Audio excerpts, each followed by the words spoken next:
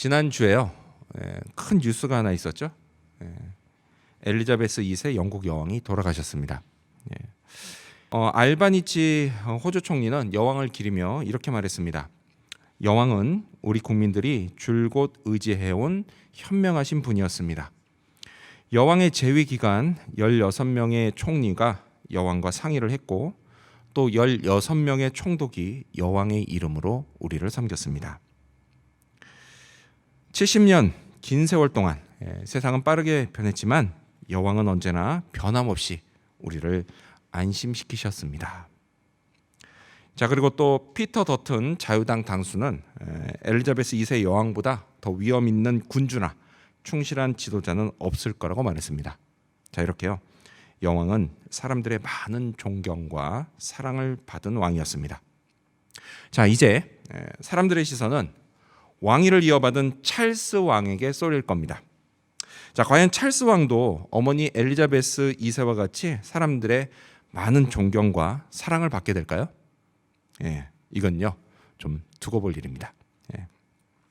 자, 사실요 남들에게 존경과 사랑을 받는 건 쉬운 일이 아니죠. 그러려면 늘 말과 행동을 조심해야 합니다. 왕이라면 더욱 그렇죠. 자, 왕의 말과 행동 이거는요 미디어에 노출되는 때가 많습니다. 자, 그러다 보니까 전파력이 참 빨라요. 그래서 한번 잘못했다 하면은 이걸 수습하는 게 불가능에 가깝습니다. 자, 또 왕이기 때문에요. 그가 하는 말과 행동 이거는 사람들에게 늘 분석되고 평가됩니다. 그래서 그 결과 되게 칭찬을 받기보다는 비난을 받을 때가 많습니다. 여러분 한번 생각해 보세요. 사람들이요 내가 하는 말과 행동을 늘 지켜보고 평가한다. 그렇다고 한다면요 그게 나에게 얼마나 큰 스트레스가 될까요? 저 같으면요 너무 신경 쓰여서 수명이 다 짧아질 것 같습니다. 자, 하지만요 왕은 어쨌든 이런 상황을 받아들여야 합니다. 왜요? 왕이기 때문이에요. 왕에게 이건요 숙명과도 같은 겁니다. 자, 그런데 여러분 이걸 아십니까? 이런 숙명이요 오늘 저와 여러분에게도 있다는 사실을 말이죠. 여러분 우리도요 사람들이 우리가 하는 말과 행동을 지켜보면서 그걸 분석하고 또 평가합니다. 그리고 그 결과 칭찬을 받을 때도 있지만 반대로 비난을 받을 때도 있습니다. 표정들을 보니까 나는 아닌 것 같은데요. 이런 표정들이세요? 하지만 그렇지 않아요. 여러분 우리가요 예수님을 영접함으로 하나님의 자녀가 되고 그래서 교인이 된 이상 우리는요 누구도 예외 없이 다 이런 숙명을 안고 살아갑니다. 자, 오늘 본문은 이렇게 시작됩니다. 에베소서 4장 24절 말씀을 보면 하나님을 따라 의와 진리의 거룩함으로 지으심을 받은 새 사람을 입으라 이렇게 시작이 됩니다.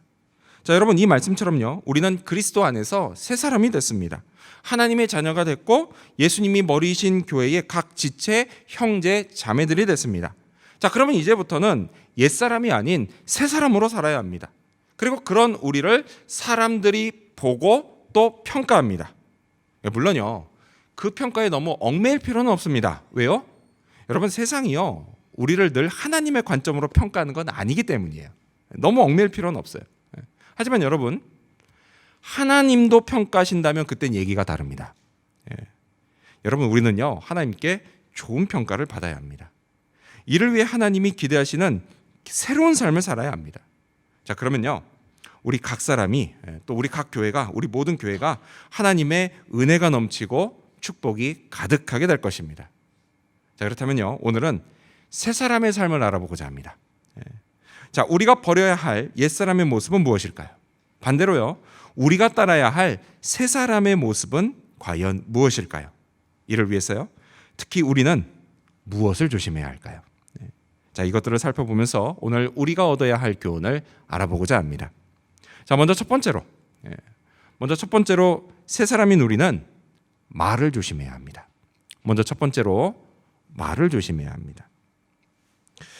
자, 우리가 성경을 보면요 특히 창세기를 보면 세상 모든 피조물들 중에 오직 우리 인간만이 하나님의 형상으로 지어졌다라는 말씀을 합니다.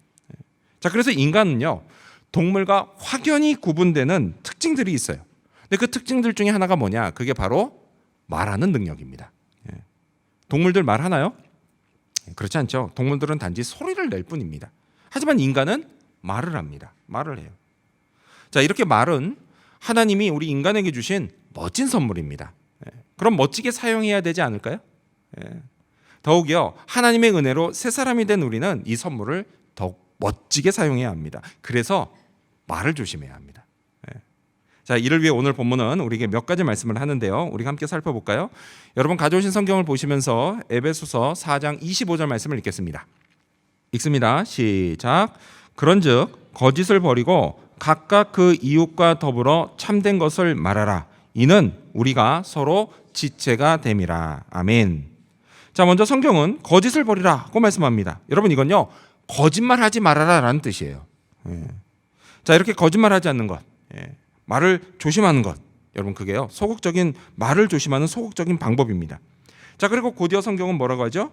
이웃과 더불어 참된 것을 말하라라고 말씀합니다. 여러분, 이건요, 진리를 말하라라는 뜻이에요. 여러분, 이게 뭐예요? 이건 적극적인 방법이에요. 자, 이렇게 우리가요, 소극적으로는 거짓말하지 않고 적극적으로는 참된 것을 말할 때 이런 우리의 모습을 보면서 하나님이 기뻐하십니다. 그리고 세상 사람들도 이런 우리를 보면서 그리스도인들은 참 정직하다 이렇게 칭찬할 겁니다. 근데 여러분, 흥미로운 건요, 이 25절에서 보면 성경이 우리가 이렇게 거짓이 아닌 참된 것을 말해야 하는 이유에 대해서 우리가 서로 지체가 됐기 때문이다 라고 말씀합니다. 지체가 됐다, 이게 무슨 뜻이에요? 지체? 그건요, 우리가 머리를 중심으로 서로 연결된 각각의 신체 부위가 됐다라는 이야기예요. 그래서 누구는 팔이 되고 누구는 다리가 되고 누구는 손이 되고 누구는 코가 되고 이런 이야기입니다. 그 무슨 얘기예요? 우리가 한 몸이라는 거예요. 한 몸이라는 거예요. 자, 그래서 우리는 서로에게 거짓말하면 안 되는 겁니다. 한 몸이기 때문에. 자, 여러분, 우리 몸을 한번 생각해 볼까요? 여러분, 우리 몸에는 신경이라는 게 있습니다. 그렇죠? 그래서 이 신경이 정보를 전달해요. 자, 근데 이 신경을 통해서 눈이 손에게 거짓 정보를 보낼 수 있나요? 그렇지 않죠. 뻔히 앞에 아무것도 없는데 거기 뭐가 있어, 내가 보니까 뭐가 없네, 손아 움직이지 마, 이렇게 거짓말하나요? 그렇지 않아요. 그렇지 않습니다. 자, 그리고 또 귀가 발에게 거짓 정보를 보낼 수 있나요? 다 이렇게 소리를 듣는데 귀가 소리를 싹 들었어. 뒤에서 자동차가 다가오는 소리를. 근데 발한테 뒤에 차 안 와, 이렇게 거짓말합니다. 그래서 다리가 가만히 있다 그냥 몸이 치어요. 이런 일이 있나요? 없어요. 없습니다. 귀는 다리에게 거짓말 안 합니다. 있을 수가 없는 일이에요. 여러분, 눈은요, 손에게 정직합니다. 여러분, 귀는요, 발에게 정직해요. 자, 이렇게 우리 몸은 모든 지체가 정직하게 서로 조화를 이루면서 움직이고 또 성장하는 겁니다. 생존하는 거예요. 자, 마찬가지로 여러분, 교회에서도요, 우리가 서로에게 거짓말하면 안 됩니다. 참된 걸 말해야 돼요. 그래야 우리가 모두 조화를 이루면서 주님께 쓰임을 받고 생존하고 또한 성장하게 되는 겁니다. 그렇지 않으면요, 우리의 한몸됨, 우리의 지체됨이 파괴되고 교회가 무너져 버립니다. 그래서 이에 관해서 한 신학자가 이런 말을 했습니다. 거짓말은 그리스도의 몸에 급소를 찌르는 것이다. 그렇습니다, 여러분. 교회가요, 건강한 교회가 되지 못하도록 거짓말이 얼마나 치명적인 역할을 하는지 모릅니다. 여러분, 거짓이 만연된 곳이 있어요. 그렇게 거짓이 만연된 곳에서는요, 거기 있는 사람들이 서로를 신뢰하지 않습니다. 만일 우리 교회가 그렇다면 어떻게 될까요? 교인들이요, 서로 믿지 못해서 마음속의 얘기를 절대 꺼내지 않을 겁니다. 그런 교회에서 진정한 교제를 기대할 수 있을까요? 없습니다. 절대 없어요. 여러분, 교제는요, 신뢰를 바탕으로 이루어져요. 그리고 신뢰는 참된 것을 바탕으로 세워집니다. 따라서 여러분, 우리는 참된 것을 말해야 합니다. 지금 우리가요, 이걸 참 잘하고 있어요. 저는 앞으로도 계속 잘하기를 바랍니다. 그러면요, 우리는 더욱 주저함 없이 서로 마음속의 고민을 나누게 될 겁니다. 거리낌 없이 중보기도를 부탁하고 기도해서 함께 하나님의 은혜와 축복을 경험하게 될 겁니다. 지금 하고 있는 주일 소그룹 모임이요, 점점 더 이런 모임이 될 줄로 믿습니다. 또요, 주중 큐티 모임이나 기도 모임도 점점 더 이런 모임이 될 줄로 믿습니다. 이를 위해서요, 모임을 인도하는 인도자는 말할 것도 없고요. 그리고 모임에 참여하는 모든 교인들이 함께 거짓이 아닌 참된 것을 말하며 신뢰를 쌓아가기를 바랍니다. 이를 통해서 예수님의 건강한 교회를 우리가 함께 세워가기를 바랍니다. 성경은요 계속해서 이렇게 말씀합니다. 우리 29절 말씀 드리겠습니다. 시작. 무릇 더러운 말은 너희 입 밖에도 내지 말고 오직 덕을 세우는데 소용되는 대로 선한 말을 하여 듣는 자들에게 은혜를 끼치게 하라. 아멘. 여러분 잘 보세요. 29절 성경이 뭐라고 하죠? 더러운 말을 줄이라 라고 합니까? 그렇지 않습니다. 뭐라고 하죠? 아예 입 밖에도 내지 말아라 라고 말씀을 하세요. 왜 그럴까요? 왜 이렇게 말씀하실까요? 그만큼 더러운 말이 치명적으로 나쁘기 때문입니다. 어떻게 치명적이에요? 먼저는요 그 말을 듣는 사람에게 매우 나빠요.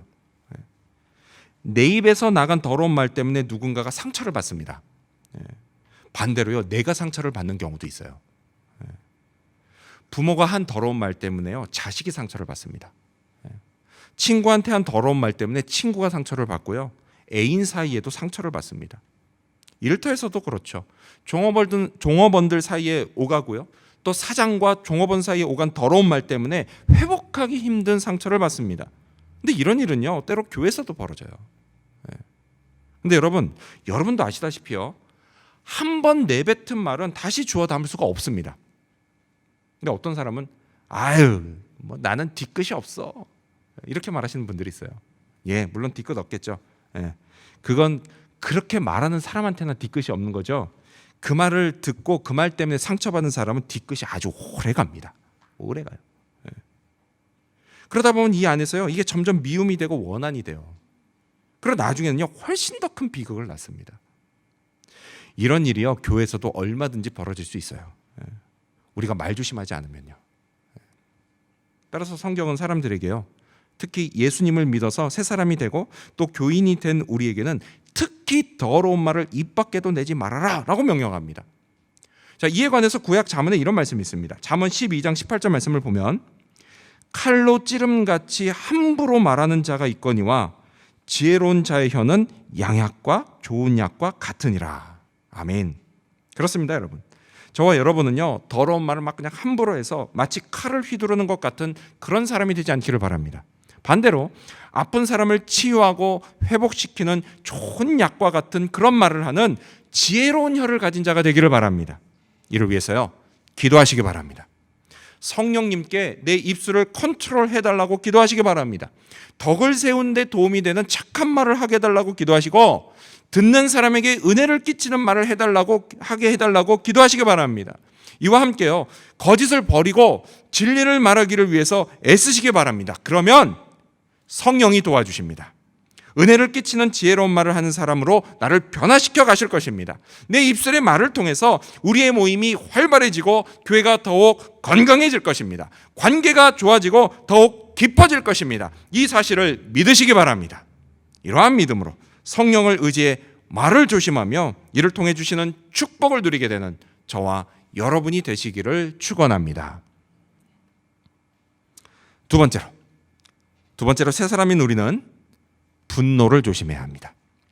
두 번째로 우리는 분노를 조심해야 합니다. 자, 우리 성경 읽어볼까요? 여러분 성경 보시면서 26절과 27절 말씀을 읽겠습니다. 시작.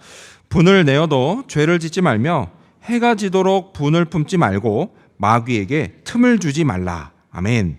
자, 이 말씀을 나누기 전에요 먼저 여러분에게 한 가지 질문을 하겠습니다. 자, 생각해 보세요. 여러분, 화내는 게 죄일까요? 아닐까요? 자, 죄라고 생각하시는 분. 네, 좋아요. 네. 반대로 죄가 아니다 라고 생각하시는 분 손 한번 들어보세요. 안 드신 분은 뭡니까? 네.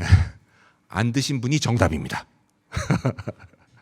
정답은요 그때 다르다입니다. 네. 이렇게 우리가 그렇잖아요. 운전면허인가요? 어딘가 시험 볼 때 보면은 그 퀴즈 맞히는 거요. 그거 할 때 보면 이렇게 눈치로 맞히시는 분들이 있는데 그것도 괜찮은 것 같아요. 그렇죠? 네, 꼭 그게 나쁜 건 아닙니다. 아무튼 정답이 뭐라고요? 그때 다르다라는 거예요. 우리가 성경을 보면요, 특히 구약 성경을 보면 하나님이 그냥 화내시는 정도가 아니라 아주 진노하시는 장면을 어렵지 않게 볼 수가 있습니다. 그렇죠? 예. 자, 그리고 또 복음서에도요, 예수님이 화내시는 장면들이 나와요. 자, 만약에 화내는 게 무조건 죄다라고 한다면 거룩하신 하나님과 예수님은 절대 화내지 않으셨을 겁니다. 그렇죠? 근데 그래서 이런 걸 감안했을 때 화내는 것은요, 그 자체로 죄다라고 말할 수는 없다라는 거예요. 여러분, 하나님은요, 불의에 대해서 진노하십니다. 아주 화를 내십니다. 자, 따라서 하나님의 백성들도 어떻게 해야 돼요? 불의를 보면 화내야 되는 겁니다. 여러분, 요즘 시대요, 하나님의 백성들의 문제는 화내야 할 때조차 화내지 않는 게 문제입니다. 그 사랑을 너무 앞세운 나머지 불의에 대해서 너무 눈 감고 있다라는 거예요. 목소리를 내야 할 때 내지 않는다라는 겁니다. 하나님이 가증하게 여기시는 죄가 있습니다. 그 죄에 대해서 화내는 거요, 마땅한 일입니다. 분명히 죄가 아니에요. 자, 하지만 반대로 분명 화내는 게 죄가 될 때도 있습니다. 자, 이 경우는 이런 거예요. 하나님의 경우와는 반대로 죄에 대해서가 아니라 선하고 좋은 일에 대해서 화내는 겁니다. 아니, 그런 사람이 세상에 진짜 있을까요? 있어요. 있습니다. 선하고 좋은 일을 계획하고 하는데 그걸 보고 화내는 사람이 있어요. 있어요. 자, 그리고 또요, 이런 거죠. 누가요, 딱히 무슨 잘못을 한 게 아닙니다. 한 게 아닌데 그저 그 사람이 마음에 안 들어서 내 감정에 휩쓸려서 화내는 거. 여러분, 이것도 죄입니다. 성경이요, 이런 분노들을 죄로 취급을 해요. 자, 그럼 우리가 이런 생각을 할 수 있죠. 좋아, 그러면 우리도 하나님처럼 딱 죄 짓지 않을 화만 내고 죄 짓는 화는 내지 말자. 그러면 되겠네. 이렇게 생각할 수 있습니다. 그렇죠? 하지만 여러분, 한번 생각해 보세요. 현실이 어때요? 현실이 이 생각대로 잘 되나요? 잘 되지가 않습니다. 이 경계가 애매할 때가 참 많아요. 나는 분명히 화낼 만한 일에 화를 냈는데 어느 순간 보니까 나도 모르게 너무 지나치게 화를 내서 그래서 죄를 짓는 경우가 많습니다. 뭐 예를 들어 이런 거죠. 부모는요, 자녀에게 화를 낼 때가 있습니다. 너무 화를 안 내는 것도 문제예요. 사실은 성경적이지 않습니다. 자, 근데 부모가 자녀에게 화를 낼 때 처음에는요, 자녀의 잘못을 바로잡겠다고 화를 내요. 하지만 자기도 모르게 점점 감정이 실립니다. 그래서 필요 이상으로 화를 낼 때가 있다는 거예요. 그리고 꼭 뒤에 가서 나중에 후회하죠. 아, 내가 그때 왜 그랬을까? 다른 사람 이야기가 아니라 제 이야기입니다. 근데 여러분, 이게요, 어디 부모 자식 간에만 이래요? 아니죠. 부부 사이에도 그렇습니다. 그리고 형제 자매 사이에도 그래요. 친구들 사이에도 그래요. 여러분, 우리가 살다 보면요, 이런 일이 그냥 비일비재합니다. 그만큼 뭐예요? 인간은 분노 조절이 참 어렵다라는 거예요. 왜냐면요, 우리 마음에 죄성이 있기 때문이에요. 죄성이 있기 때문에. 이 죄성 때문에요, 우리가 처음에는 불의를 보고 의로운 생각에 분노합니다. 하지만요, 점점 이 죄성 때문에 죄성의 영향을 받아서 우리도 점점 그 불의를 닮아가고 변질될 수 있다라는 거예요. 또 과도하게 분노를 표출해서 그걸로 죄를 짓기도 한다라는 겁니다. 제 자신만 봐도 그렇거든요. 여러분, 제가 언젠가부터요, 저도 한번 화를 냈다면 분노가 쉽게 가라앉질 않습니다. 마음 추스리는 게 참 어려워요. 보니까 많은 분들이 나도 그렇습니다라고 하신 표정인데요. 맞아요. 많은 분들이요, 저와 똑같은 고민을 가지고 어려움을 느끼십니다. 근데 여러분, 하나님이요, 이런 우리의 연약함을 아실까요? 예, 정말 다행스럽게도 하나님이 다 아십니다. 자, 다시 본문으로 돌아가서 26절, 27절을 다시 한번 읽어볼까요? 여러분, 성경 보시면서 26절, 27절입니다. 시작. 분을 내어도 죄를 짓지 말며 해가 지도록 분을 품지 말고 마귀에게 틈을 주지 말라. 아멘. 여러분, 이 말씀을 보면요, 성경은 우리에게 아예 그냥 분을 내지 마라, 화를 내지 마라, 이렇게 말씀하지 않습니다. 그렇죠? 분을 내어도 라고 말씀을 하세요. 낼 수 있다는 것을 인정한다는 얘기예요. 왠지 아세요? 우리의 연약함을 하나님이 아시기 때문이에요. 그래서 화를 내더라도 다만 죄를 짓지는 말아라 라고 말씀하시는 겁니다. 여러분, 하나님이요, 우리를 이렇게 배려해 주십니다. 자, 그리고 또 이를 위한 구체적인 방법도 말씀해 주시는데요. 뭐라고 하죠? 26절 보니까 해가 지도록 분을 품지 말라, 이렇게 이야기를 하십니다. 근데 여러분, 지금 이 말씀은요, 두 가지로 이해할 수가 있어요. 먼저 첫 번째는 이거예요. 이 말씀을 유대인의 시간 관념으로 이해하는 겁니다. 여러분, 유대인의 시간 개념은요, 참 독특합니다. 그래서요, 하루가 저녁에 해질 때부터 시작이 됩니다. 그래서 대충 이 그림을 보는 대로 저녁 6시부터 그날이 시작이 돼요. 하루가 시작되는 거예요. 우리하고 반대죠. 우리는 이때쯤 되면 하루가 끝나는데. 자, 따라서요, 해가 지도록 분을 품지 말라, 이 말씀은요, 분노의 감정을 품으면서 하루를 시작하지 말아라, 이런 뜻이 되는 겁니다. 그렇죠? 여러분, 우리도요, 하루를 시작할 때 분노하면서 시작하지 말아야 됩니다. 그래서 좋을 게 뭐가 있겠어요? 그렇죠? 만약에 오늘 하루 시작해서 일터에 탁 나갔는데 이미 난 뭔 이유로 막 이렇게 막 분노하고 있습니다. 그럼 여러분, 그날은요, 그냥 하루 종일 만나는 사람들마다 다 부딪힙니다. 자, 그리고 또 이 말씀은 이렇게 이해할 수가 있어요. 이거를 그냥 우리의 시간 개념으로 이해해도 괜찮습니다. 자, 우리가요, 하루 종일 열심히 살다 보면 어떤 문제 때문에 마음이 불편해질 수 있습니다. 학생들은요, 학교에서 친구랑 싸워서 그럴 수도 있고요. 또 공부한 것만큼 성적이 나오지 않아서 그럴 수도 있습니다. 또 직장인들은요, 직장에서 이런저런 스트레스를 많이 받아서 화가 날 수가 있어요. 뭐 학생들이나 직장인들이나 이러면 진짜 짜증이 나죠.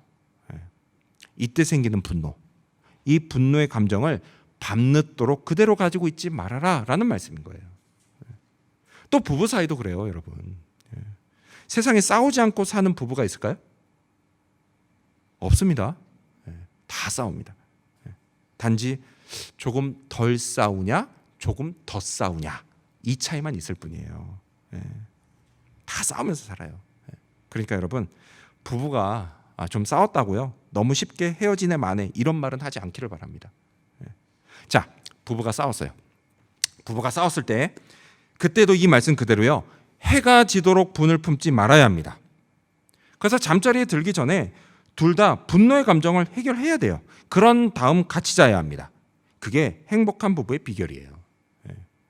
자, 이렇게 학생이든 직장인이든 부부든 해가 지도록 분노를 풀지 못하고 계속 가지고 있고 오래 가지고 있으면 결국 그 틈을 마귀가 타고 들어옵니다. 여러분, 마귀가 하는 일이 뭐예요? 아주 분명합니다. 마귀는요, 우리의 모든 관계를 다 파괴시켜 버립니다. 그래서 친구들 사이도 갈라놓고, 일터의 분위기도 참 엄하게 만들어 놓고, 부부 사이도 갈라놓고, 부모와 자식 사이도 다 갈라놓습니다. 그렇게 우리의 삶의 자리를 다 파괴해 버립니다. 근데 여러분, 이거 교회도 마찬가지예요. 우리가 교회를 위해서 기도할 때요, 하나님, 마귀가 틈타지 않게 해주세요 라고 기도를 합니다. 여러분, 그 이유가 뭐예요? 마귀가요, 교인들 사이에 생긴 분노의 감정, 그 분노의 감정 이용해서 교인들을 다 갈라놓고 교회 분위기를 참 엄하게 만들어 놓기 때문이에요. 그렇게 교회를 파괴하기 때문입니다. 따라서 그리스도 안에서 새 사람이 된 우리는요, 마귀에게 틈을 주지 말아야 합니다. 이를 위해서요, 성경은 구체적으로 이렇게 말씀합니다. 우리 31절 말씀, 여러분 성경 보시면서 읽겠습니다. 시작. 너희는 모든 악독과 노함과 분냄과 떠드는 것과 비방하는 것을 모든 악의와 함께 버리고. 아멘. 뭐라고 말씀하죠? 모든 악독, 그러니까 악하고 못된 생각, 그리고 노함과 분냄, 화내는 것, 그리고 떠드는 것, 소리치는 것, 그리고 비방하는 것, 험담하고 욕하는 것 모두 버리라고 말씀합니다. 그리고 이게요, 한두 번 하고 마는 게 아니라 계속해서 꾸준히 의지적으로 해야 한다라는 것입니다. 그래서 막 이런 것들이 생기려고 할 때마다 계속해서 버리고 또 버려야 하는 것입니다. 자, 이에 관해서 성경 야고보서는요, 매우 실제적인 권면을 합니다. 야고보서 1장 19절에서부터 20절까지의 말씀을 보면 이런 말씀이 있어요.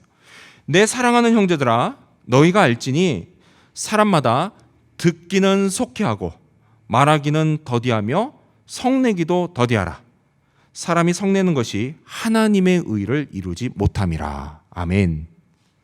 의지적으로 듣는 건 빨리 듣고 말하는 건 천천히 말하는 겁니다. 또 생각하면서 천천히 화내는 겁니다. 그렇습니다, 여러분.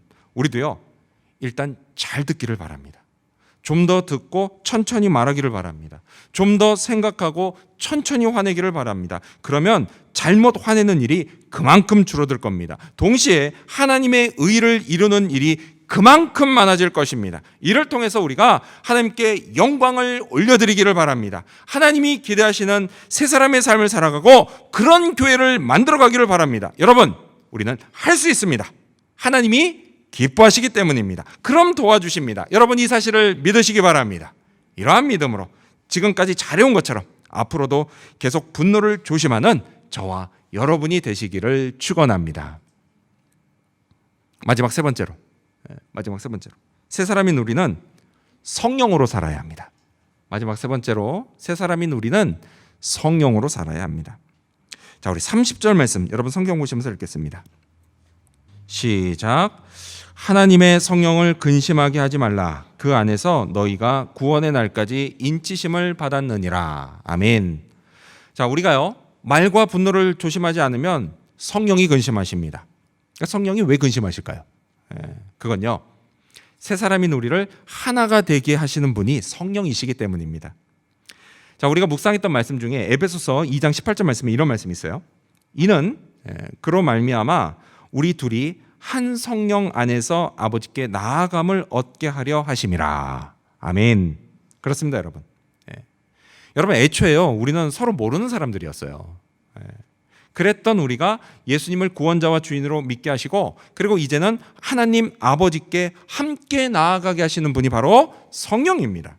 자, 그래서요 우리가 나쁜 말과 잘못된 분노로 하나됨을 깨트리고 그리고 아버지께 나아가지 못하게 되면, 그러면 그때 성령이 근심하시는 것입니다. 여러분, 성령은요 하나님 아버지의 영이에요. 그래서 성령이 근심하신다라고 하는 건요 곧 아버지 하나님께서도 근심하신다라는 겁니다. 여러분, 우리 하늘 아버지는요 우리가 잘못된 길로 갈 때 우리를 걱정하세요. 우리도 그렇지 않습니까? 여러분, 우리도요 내 자녀가 말을 듣지 않고 빗나간다? 그럼 걱정합니다. 걱정이 돼요. 나는 그러라고 시킨 적이 없어요. 그러라고 시킨 적이 없는데 우리 자식이 어디 가서 나쁜 말하고 쉽게 화내면서 막 남들에게 막 상처 준다, 이런 얘기를 들으면 걱정이 됩니다. 걱정이 돼요. 또 이런 식으로요 교인들 사이를 이간질하고 교회 하나됨을 파괴한다라고 하면 더 걱정됩니다. 그 결과 성령 안에 살지 못하고 하나님께 나아가지 않으면서 자꾸 세상으로 빠진다라고 하면 더더욱 걱정됩니다. 만약에요 여러분의 아들, 딸이 그런다고 생각해 보세요. 하나님을 믿는 부모로서요 이게 어떻게 걱정이 되지 않을 수가 있겠습니까? 우리가 이러면요 우리 하늘 아버지는 더욱 그러세요. 그게 부모의 마음이에요. 저와 여러분은요 성령을 근심시키는 자들이 되지 않기를 바랍니다. 반대로 성령을 기쁘시게 하고 하나님 아버지의 마음을 즐겁게 해드리는 자들이 되기를 바랍니다. 이를 위해서 반드시 성령을 따라 살아야 합니다. 내 마음에 성령이 살아계신다는 사실을 늘 잊지 말아야 합니다. 그래서 말하고 행동할 때, 또 분노가 일어날 때 먼저 성령을 생각하시기 바랍니다. 성령께서 내 입에서 나오는 말을 주장해 주시고 내 행동을 인도해 주시라고 기도하시기를 바랍니다. 그리고 성령이 이끄시는 대로 순종하시기를 바랍니다. 그러면 됩니다. 그렇게 사는 게 성령으로 사는 것입니다. 오늘 본문은요 끝으로 우리가 서로를 대하는 좋은 방법을 말씀합니다. 우리 마지막 32절 말씀 읽어볼까요? 32절입니다. 시작. 서로 친절하게 하며 불쌍히 여기며 서로 용서하기를 하나님이 그리스도 안에서 너희를 용서하심과 같이 하라. 아멘. 세 가지를 말씀하세요. 친절히 대하고 불쌍히 여기고 용서하는 겁니다. 자, 근데 여러분, 이 세 가지 중에 가장 어려운 게 뭘까요? 여러분, 이 세 가지 중에서 뭐를 가장 어렵다고 생각하십니까? 아무래도 용서가 아닐까요? 그렇죠? 왜요? 여러분, 용서는요 내 마음 깊은 곳에서 진심으로 해야 하기 때문에 어렵습니다. 어려워요, 사실 용서는. 근데 하지만 참 감사한 건요 하나님이 이런 우리의 연약함, 이 어려움을 잘 하신다는 사실이에요. 그래서 하나님이 어떻게 하셨어요? 먼저 시범을 보여주셨습니다. 하나도 거룩하지 않고요 그래서 허물과 죄로 죽을 수밖에 없는 죄덩어리인 우리를 하나님이 용서해 주셨습니다. 이제 우리는요 그래서 어떻게 해요? 하나님 아버지께서 보여주신 대로 그저 따라하기만 하면 되는 거예요. 제가 아는 어떤 분이요 아들이 어릴 때 그 어린 아들에게 인사하는 법을 이렇게 가르치셨다고 했습니다. 이런 거예요. 얘야, 너는 아빠를 잘 보고 있다가 아빠가 인사하는 사람한테 너도 인사해. 그러면 돼. 참 지혜롭지 않습니까? 그래서 어떻게 됐을까요? 당연히 인사를 잘하게 됐죠. 이 아빠가요 워낙 인사를 잘하시는 분이었어요. 그 아들이요 인사를 잘해서 사람들에게 사랑을 많이 받았습니다. 여러분 꼭 기억하세요. 인간 관계에서요, 인사만 잘해도 50점은 먹고 들어갑니다. 꼭 기억하세요. 인사만 잘해도 돼요. 그 아들이요, 참 잘 컸어요. 그래서 나중에는 고등학교 회장에도 뽑혔습니다. 여러분, 그러면 사람들이요, 이 아들을 보면서 누구를 칭찬했을까요? 당연한 거 아닙니까? 아들도 칭찬했겠죠. 너 인사 잘하는구나. 그러면서 어떻게 했어요? 당연히 그 아버지를 칭찬했습니다. 저와 여러분도요, 우리 아버지 하나님께 이런 자녀들이 되기를 바랍니다. 칭찬받는 그리스도인들이 되기를 바랍니다. 여러분, 이건요, 가장 기본이 되는 말을 조심하고 또 분노를 조심하는 것으로부터 시작됩니다. 이를 위해서 성령을 따르시기 바랍니다. 성령의 인도하심을 구하고 순종하시기를 바랍니다. 성령 안에서 우리 아버지 하나님이 우리를 위해 행하신 일들을 기억하시기 바랍니다. 죄 많은 우리를요, 하나님이 용서하셨습니다. 이를 위해 하나님이 하나님의 아들 예수 그리스도께서 우리를 대신해 십자가에서 죽으셨습니다. 이 용서의 사랑을 늘 기억하시기 바랍니다. 또 성령을 의지해 우리도 서로 용서하고 불쌍히 여기고 친절히 대하기를 바랍니다. 이런 우리를 성령이 하나 되게 하십니다. 하나님께 함께 나아가게 하시고 은혜와 축복도 함께 받게 하십니다. 이 은혜와 축복이 이 험한 세상에서 오늘도 우리를 힘차게 살아가게 합니다. 내일을 향한 걸음도 멈추지 않게 할 것입니다. 여러분, 이 사실을 믿으시기 바랍니다. 이러한 믿음으로 새 사람의 삶을 계속해서 살아가는 저와 여러분, 그리고 우리 지구촌 교회 모든 성도님들이 되시기를 주님의 이름으로 축원합니다. 기도하겠습니다.